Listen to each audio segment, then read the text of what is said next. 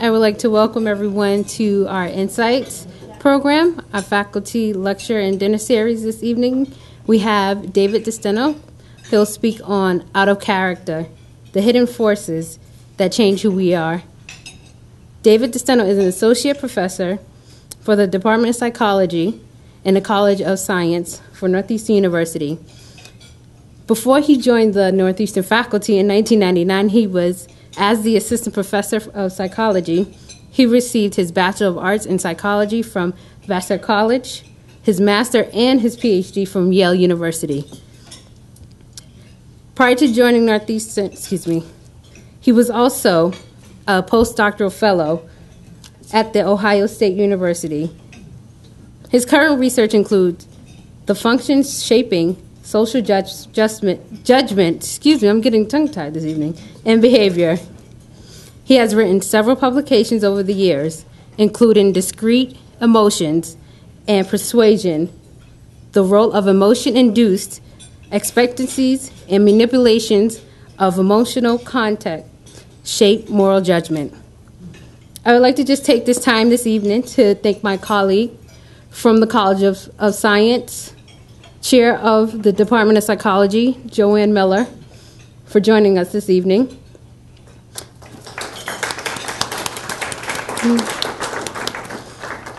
At this time, I would like to welcome Professor DeSteno.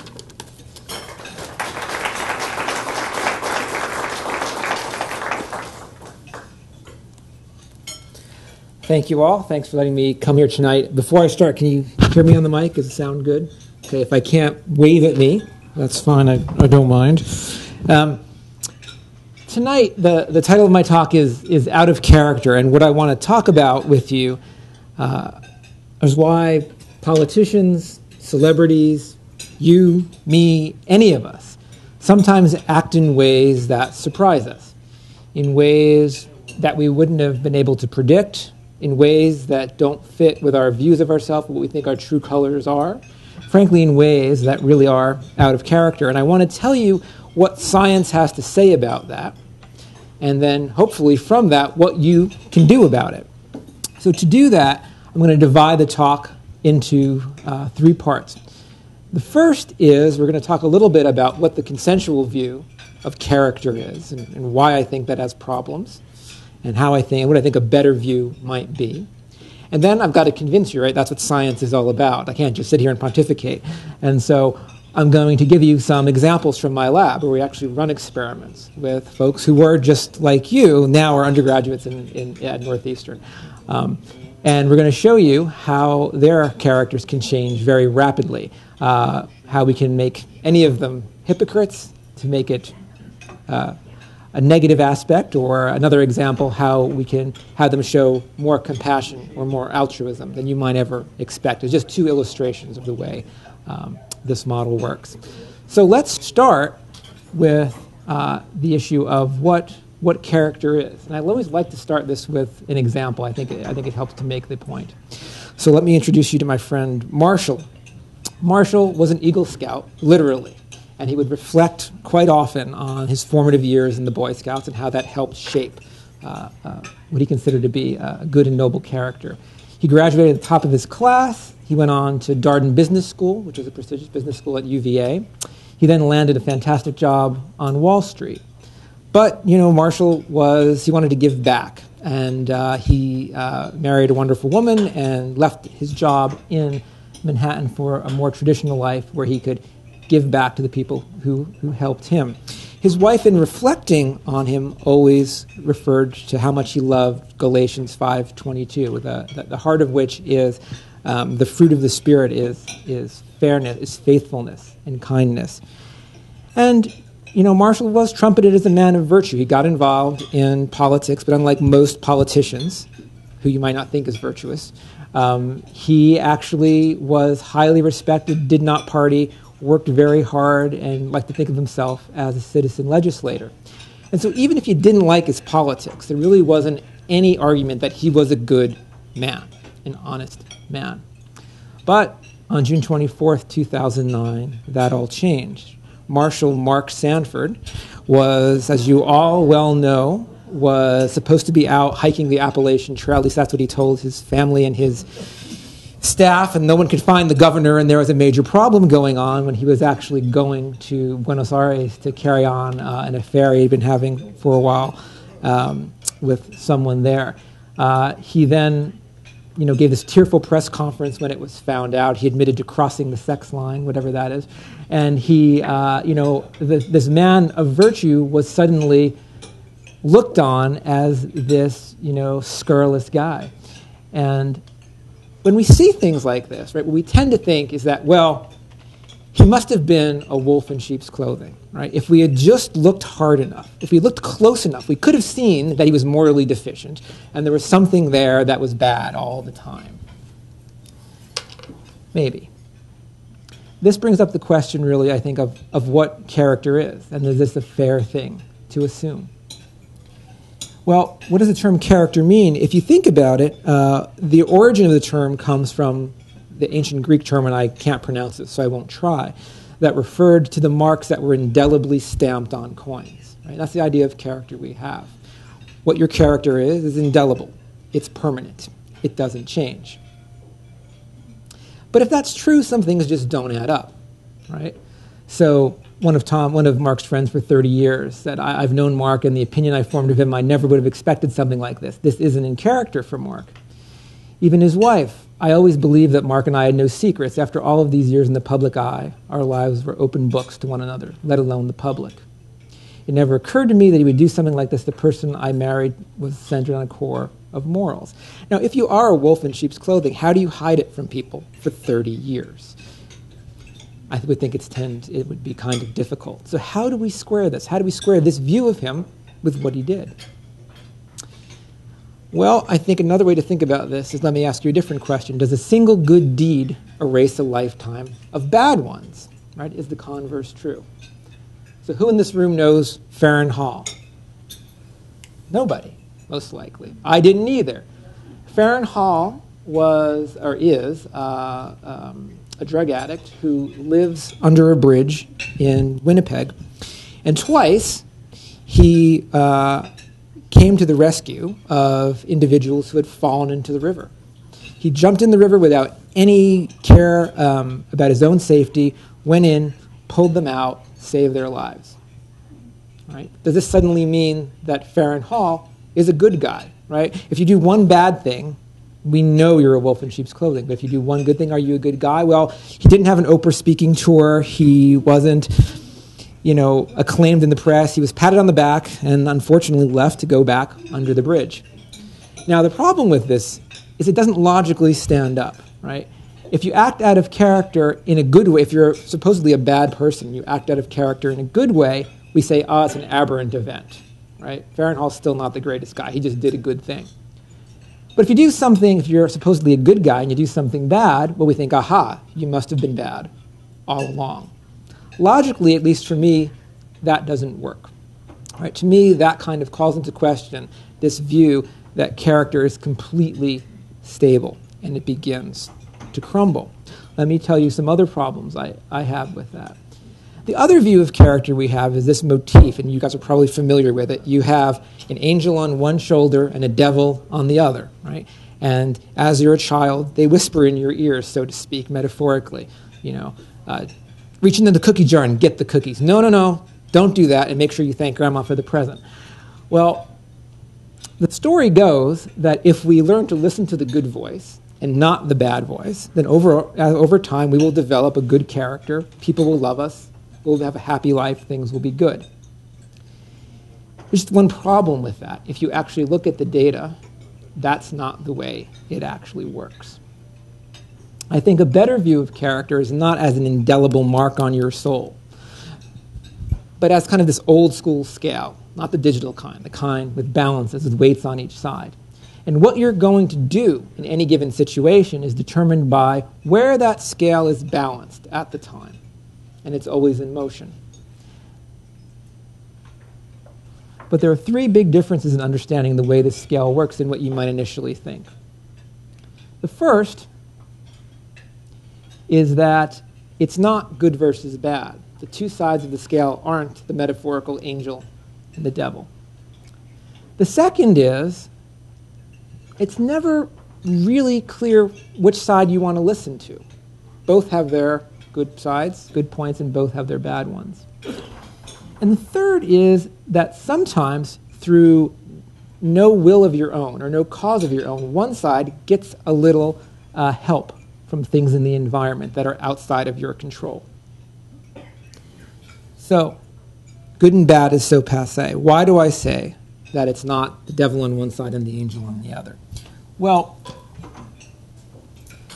the way we typically think of vice and virtue is akin to, if those of you who know Catholic theology, there are the 7 deadly sins. And the idea of having good virtues and bad vices are found in the fetters of Buddhism. It's found in many religions. But I'll pick on the one that I know best from Sunday school.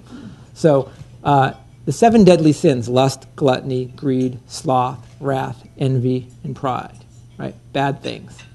The things that you should strive for: chastity, temperance, charity, diligence, patience, kindness, and humility. Right? And so it goes that if you don't do the bad ones and do the good ones, then you are going to have a very happy life.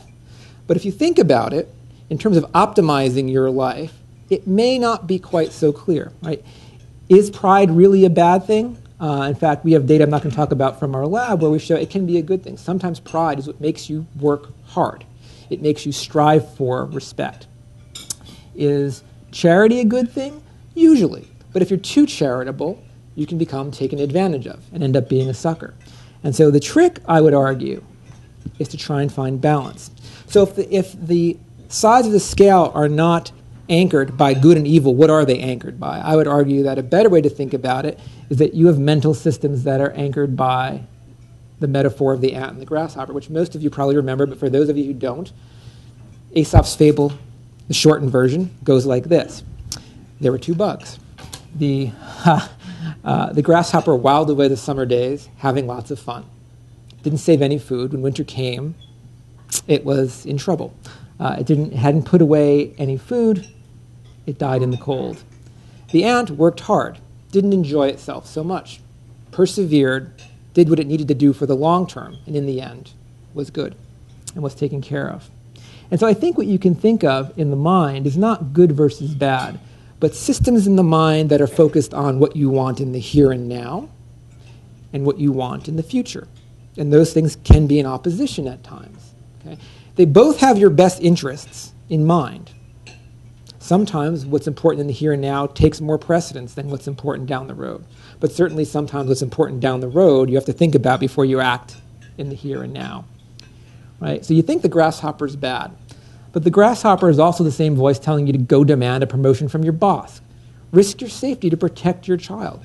If your child is going to be hurt right now, parents will risk their safety in the moment, not thinking about what it means for the long term, to protect that child. Have spontaneous sex with your spouse. Things biologically that are important for carrying on one's progeny, one's genetic line. All of these things can contribute to physical, financial, and psychological happiness. They're not inherently bad. The ant, as you can imagine, is the voice that tells you to repay a loan from your friend instead of using the money to buy a new iPod, to spend long hours to work, to hone a skill rather than loafing on the couch watching TV, which in the moment might be much more pleasurable than persevering, whether it's in sports, whether it's in business, whether it's learning whatever type of skill. To resist the urge to remove your wedding ring when you go to the bar. These are important things that we should do that for the long term will bring us happiness. The trick, of course, is to find the balance point between the two. But that balance point is always moving. And what your mind is trying to do, by the different systems that are there, is to find the balance point that is the most optimal at the time. The second point, think or blink, both can mess you up. This is an homage to Malcolm Gladwell's book, Blink. There's been this debate in psychology for a long time. Should I go with my gut? Or should I go with what I rationally think to be true? And nobody can find the answer. Sometimes people think, it's better to go with your gut. And sometimes it is. Sometimes people think it's better to reason things out. Sometimes it is. Okay? And so what I want to bring to your attention is the idea that we tend to have this view, at least when it comes to morals and character, that what we should do is if we can simply engage in enough self-control, if we can kind of tamp down those emotional cravings, those things that, want the rewards right here, right now, then we'll actually be good. That's what virtue is. And I'm not going to argue that that's wrong. At times, that certainly is the case. One of the classic examples that show this, and there's lots of psychological data to support this, is known as Walter Mischel's marshmallow test. Right? And the way it goes, in case some of you don't know it, again, shortened, is you take a marshmallow, and Mischel would do this with very young children, and he'd place the marshmallow in front of them. And he would basically say, look, you can have this marshmallow now, I have to go and do something. If you wait till I get back and don't eat it, you can have two. Okay? And if you've ever had the chance to watch these videos, watch them because it's great. You can see the kids, some kids, they peek at the marshmallow. Some kids will like touch the marshmallow and lick their hand. You can tell they're engaging in really hard control. And, to get the two. And some gobbled it up. And what he showed is that long-term, the individuals who were able to engage in this type of self-regulation had wonderful outcomes, better outcomes than the kids who gobbled it up. They had better academic performance. They had stronger social networks. And so clearly I'm not saying that self-control in this way is a bad thing. But the problem is it has led to this view that we have two brains, right? We have the emotional brain, right, which wants donuts, which wants, the beer, which wants everything else in Homer's head in the here and now. And we have this other part that is trying very hard to control it. And if we listen to the Mr. Spock side, we'll be good. But what I want to argue today is I think that's really the wrong analogy. You have this fight between long-term and short-term, what economists call intertemporal choice, going on at both the conscious level and at what I would consider your kind of gut level, your automatic intuitive responses. I mean, think about it. The mind has had the ability to engage in the type of higher order reasoning that we all can do on an evolutionary timescale for a very short amount of time. Yet we've had the problem of living socially much longer than that. And so we have emotional responses and automatic gut responses that I think help us navigate short-term and long-term, as well as reasoned actions. And what I'm going to show you today is that reasoned action isn't always going to lead you to the best result. They're going to fight between each other, and where that scale is at any moment in this fight is what you're going to do. Finally, it's always not a fair fight, right, between the two sides. We'd like to think that it is, but sometimes the context you're in can give one side or the other a little oomph, right? It can basically let one side basically kick the other out. Now, these can be biological effects, sometimes based on hormonal responses. Your intuitions may really be hard to ignore. And it's hard, even though you know you shouldn't do something, you're feeling this kind of what we would experience as an internal impulse to do it.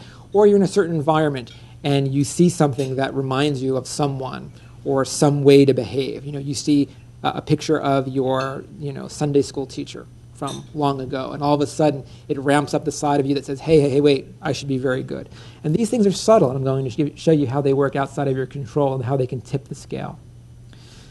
So what is character? Well, I think the best way to answer that is to actually show you.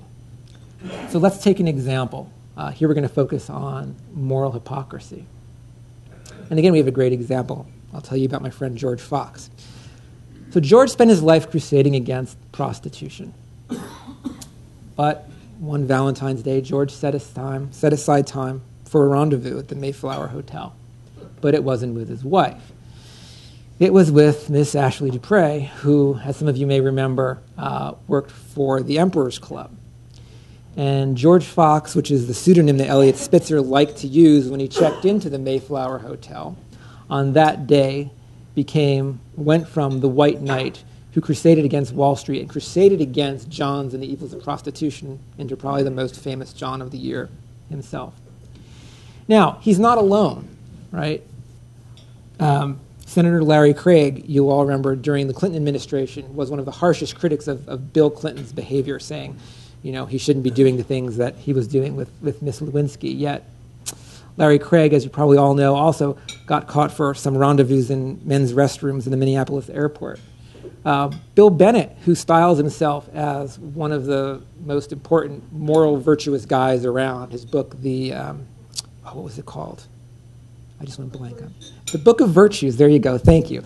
Talked about the importance of self-control. What most people don't realize is that while he was writing this book and running his pack, he was also one of the biggest high-stakes gamblers that there were, blowing tons of money and telling people, don't send any of your recruitment material from casinos to my home. I don't want anybody to know.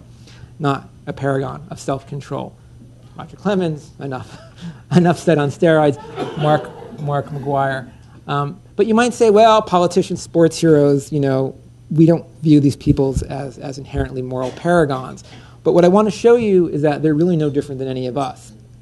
And it can happen to us. We like to think that we are saints, but in actuality, most of us can change. So how do you test hypocrisy? I can't simply ask people, are you a hypocrite? Most everybody's going to say no. In fact, even if they weren't lying, most of us probably don't think that we would be a hypocrite. So the only way to test it, at least what we do in my lab, is to stage it. Right? We make a situation that to our subjects feels very real. And so this is the way it goes. You come to my lab, I tell you that we're developing this new procedure. And these are Northeastern undergrads, all the data you're going to see. And what we want you to do is, we're the experimenters, we don't want to be involved, we don't want to bias anybody. We want you to decide between two tasks that you're going to do. Here's a coin that you can flip. Okay, the fairest way to decide who's going to do which task is to flip the coin. But again, we're going to leave. We don't care what you do. There are two tasks. One is a photo hunt, which is described as a really fun task. It's kind of like a video game. The other is 45 minutes of logic problems, which if you think back to your days as an undergraduate, you probably wouldn't have wanted to do. These guys certainly didn't want to do it either. But whatever one you don't do, the other guy who's coming next is going to get stuck with. Okay. What do they do? Well, and then we leave. Of course, we watch them on hidden video, which they don't know. But what they do is fully 90% of them don't flip the coin. Right? They just give themselves the nice, fun task. Now we thought, well, maybe they don't see this as a bad thing. So we ran other experiments where we just asked people, if someone did this, is this a good thing or a bad thing? And unanimously, everybody says, no, that's not fair. It's a really bad thing to do. Yet, 90% of them do it. Okay. Then what happens is at the end of the experiment, as part of a computerized debriefing procedure, we're asking for their opinions about how do you think the experiment went, how do you like this assignment procedure. One of the questions is, how fairly did you act? Well, this is a 7-point scale with 1 being, where's my little laser pointer? With 1 being not fair at all, and 7, which is not on here, being very fair. And where do they score? Well, they're about a 4, right? I think I have a laser pointer. Yeah, they're about a 4. Not incredibly fair, but not terribly bad. Okay. There's one more kink. Now we do the experiment again. This time when you come to my lab, we tell you, look, we want your opinion on this, right? We're doing this, running these experiments on your classmates. We want you to tell us what you think of this. And so you're not involved in it, okay? We want you to simply watch what's going on and tell us what you think. And of course, everybody, so now the subject is the secret watcher. And of course, they love this because they think that they're in on the game, right? When actually they're the subject of the game, because what we're really doing is watching them. This person now is a Confederate. It's somebody that works for us. And so they're watching this happen. They're watching the person come into the lab, get the instructions. We tell them about flipping the coin, and we leave. And they watch the Confederate, who's highly trained. He sits there, and he turns to look at the coin. He looks at it. He shakes his head. He turns back, and he assigns himself the good task. Okay, just like most of these people have done before. Now, these are different people watching this guy. But if you ask them now, how fairly did he act, right? Now, it's significantly lower. And so what you're seeing is, if I do it, it's okay. If you do it, it's a really bad thing, right? These are people just like you, just like me, showing clear hypocrisy. Now, it's the same underlying process, right? It's the same thing that's going on with these guys. Now, it's certainly not as bad in the lab. We're certainly not going to study behaviors that are as bad as what these guys might do in terms of being illegal or condemning others.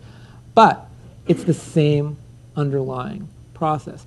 There is this fluidity going on, right? I want to argue in that moment when you have to decide, am I going to do this, and how fair is it? You've got competing mechanisms, right? The grasshopper systems of your mind, the short-term systems are saying, I don't want to do this. I can get away. Nobody's going to know. Okay, I'll get away.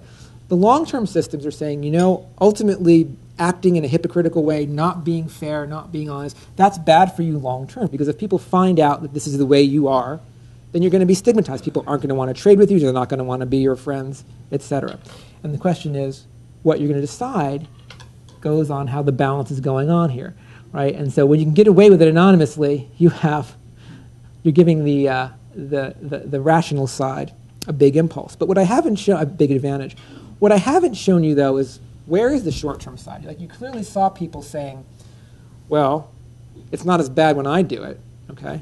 I'm sorry, where's the long-term side? The short-term side is saying, I can get away with it, I'm anonymous. Well, I haven't given you any evidence of this inner fight between these two mechanisms. Where is the long-term side saying, no, you shouldn't do this? And if my view is right, I've got to give you some evidence of that.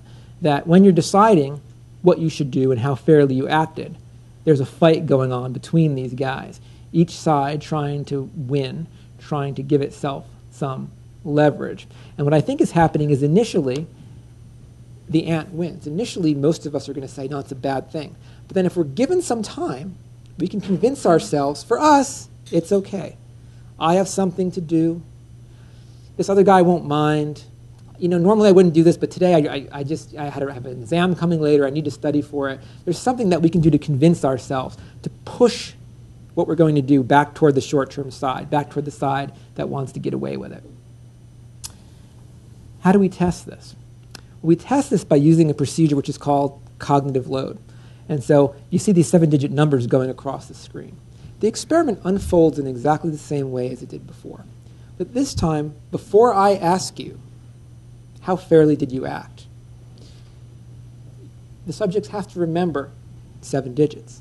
Okay? So they're going through, each time they go through the opinion questionnaire, how hard was the task? Do you think the task was good or bad? Did you enjoy doing it? How fairly did you act? Before each of those questions, we give them 7 digits. They have to remember those 7 digits.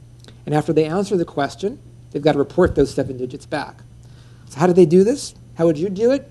You probably repeat the 7 digits in your head, right? And so if you're asking me, how fairly did I, so it says 786-5410, 786-5410. How fairly did I act? 786-5410, and you give me an answer. What that does is it ties up your rational analysis. It prevents your mind from engaging in we call motivated cognition. It prevents it from rationalizing. What's going to come through is what your gut response is. You don't have time to rationally analyze what's going on. What that does is it allows us to see what your gut response is. We basically tied the hands of the grasshopper. If you look at it now, these are the folks under load. There is no difference. There is no hypocrisy. When I prevent you from engaging in rationalization, it goes away. So when I first say, is what you did fair? Assuming you didn't flip the coin and you assigned yourself the good thing. We all have that pang of guilt. At a gut level, at an intuitive level, we all know it's wrong. Because fairness is very important to human society. If we weren't fair to each other, then we're going to be ostracized. And that is inherently bad for humans. Psychologically and physically, being alone, being ostracized from a group is one of the most biggest predictors for negative outcomes. But if we let ourselves reason, we can excuse it in ourselves. And so what you can see here is initially, the long-term side, the ant wins. As time goes on, back here, where you're not under load, you can convince yourself it's right. And so what you see here is an example, again, that rationality, thinking, is not always better than feeling. Right? It's not that we always have to tamp down those emotional responses. Sometimes they're important for us. Oh yeah, we didn't do that slide. So, saintly sinners or sinful saints. So you have Elliot Spitzer here. It's against the same thing going on.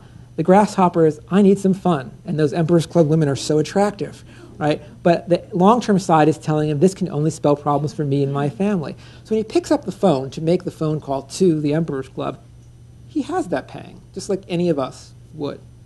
But he can convince himself as time goes on that it's okay. And if you look at what he has said about this, he says, well, you know, my position, I convinced myself that the stresses of the position, you know, put me in a special case and blah, blah, blah, blah, blah. So you can see that rationality isn't always a good thing. And if he stopped when he first felt that pang, he would have been in much better shape and probably still governor of New York. So the trick is sometimes it is okay to go with your gut and not listen to rationality, right? You know, you can try and find the balance, as Star Trek used to tell us with Captain Kirk. Sometimes he was moving from his heart. Sometimes he would follow the advice of Mr. Spock. All right, compassion. Let me show you how we can be better than we think we are sometimes. Looking into the human soul. This is one of my favorite examples of this. This is, some of you may know this. It's known as the Christmas Eve truce from World War I. So, you know, the two sides, the Allies and the Germans, had been fighting each other. And it was cold, it was dark, it was a long and bloody battle. But on Christmas Eve, in their respective trenches where they had been battling, the British started hearing Christmas carols coming from the other side. As they looked out, they started seeing candles appearing from the German side. And what ultimately happened is the men came out of their trenches. And for a short time at least, they were celebrating Christmas together. This is Corporal John Ferguson from the Seaforth Highlanders. Here we were laughing and chatting to men whom only a few hours before we were trying to kill. Right? How does this happen? How do you go from trying desperately to hurt someone one moment to sharing stories about your family with them the next? Examples in Africa from strife between Hutu and Tutsi, very, very terrible, tragic war. But during the World Cup of that year, suddenly battling stopped. Suddenly, while the soccer was going on, they came together. Suddenly, they were one nation, not two battling factions. After 9/11 in New York, people talked a lot about this. You had Tom Daschle, who was then majority leader of the Senate, or minority leader, but leader of the Democrats in the Senate, hug George Bush on the floor of the House. You had Democrats and Republicans who were at each other's throat after Bush's election, coming together as one. Same thing happening in Haiti. How does it happen? How do we display such compassion one moment and such cruelty the next? What I want to argue again is it's a function of the battle of these two forces within us.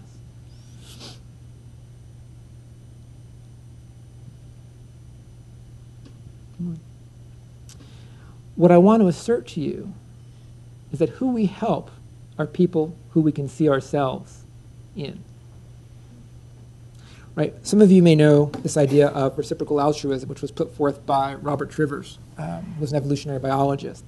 And it basically, one of the biggest problems for biologists, evolutionary biologists, was to understand why would we help people who aren't related to us? If you're in my family and I help you, that's great, because by helping you, you share some genetic material with me, and if we're living according to the selfish gene hypothesis, then helping you kind of helps me. But why would I help someone who I'm not at all genetically related to? And it basically comes down to this. Trivers solved the problem by saying, well, the reason we do it is because if I help you now, I'm counting on you to help me later. Okay? And therefore, I am getting a benefit from it. But the problem with that question is there's lots of people in the world. We can't help everybody. How do we identify which ones we're going to help?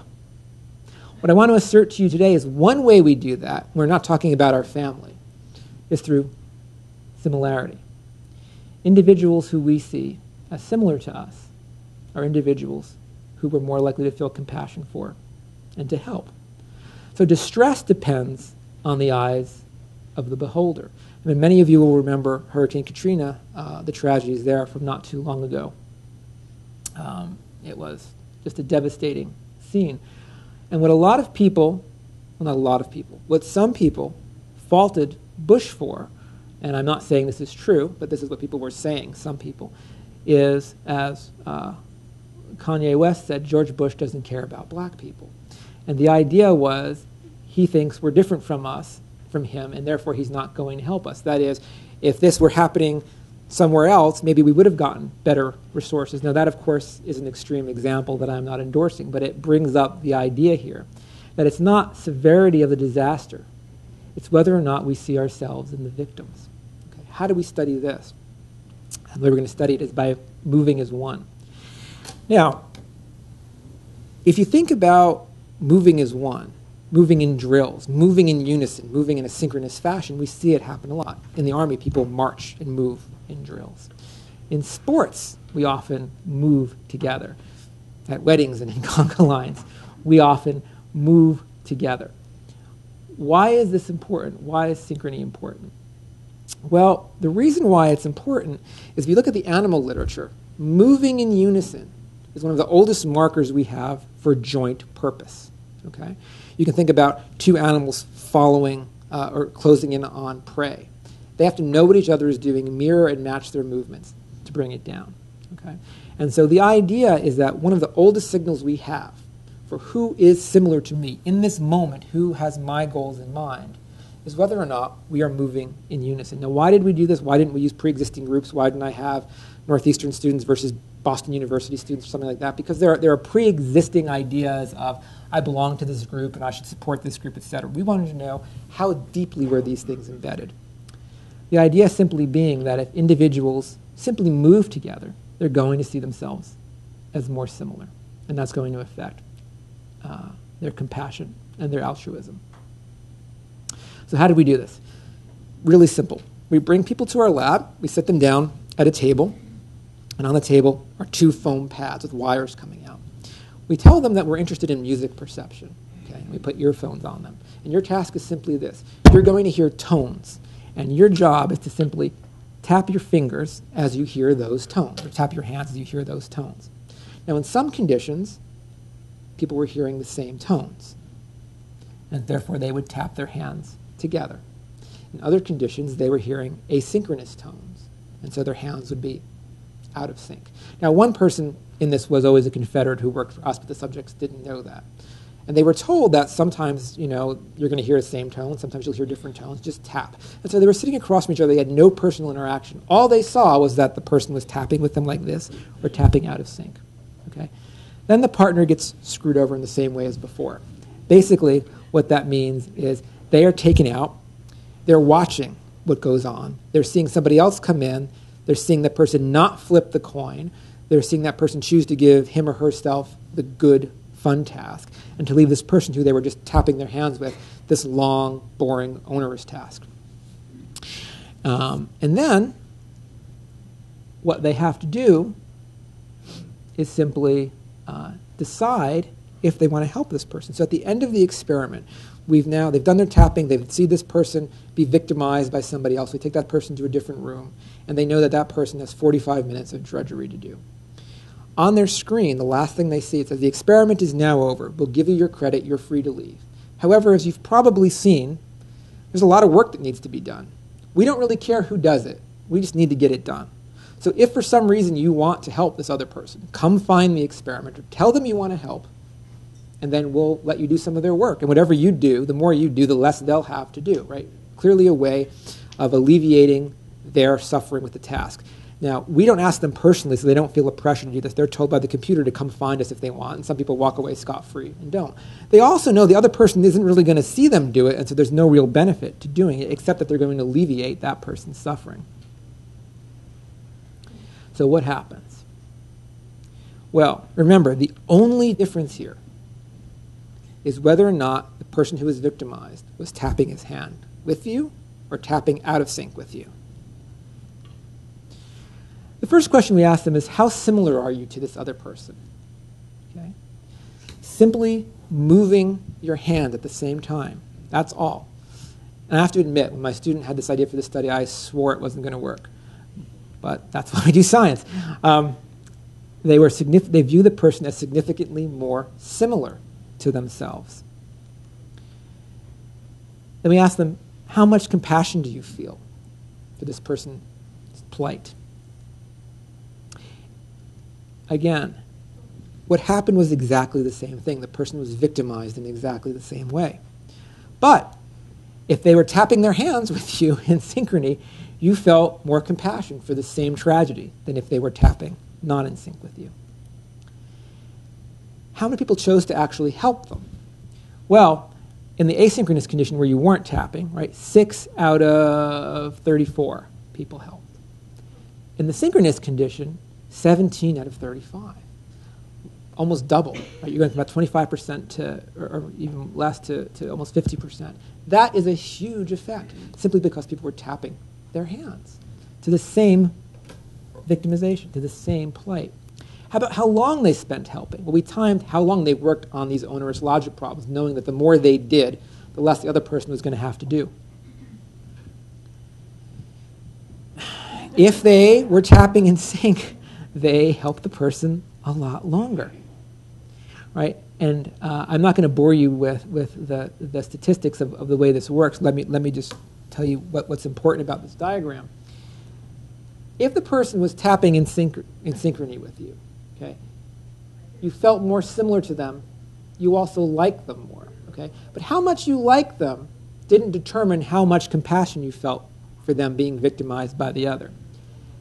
How similar you felt to them did, and how much compassion you felt for them directly predicted how much time you spent helping. So what this means is simple, very subtle cues of just moving in synchrony was enough to make your mind, at least the intuitive, automatic parts of your mind, see this person as more similar to you.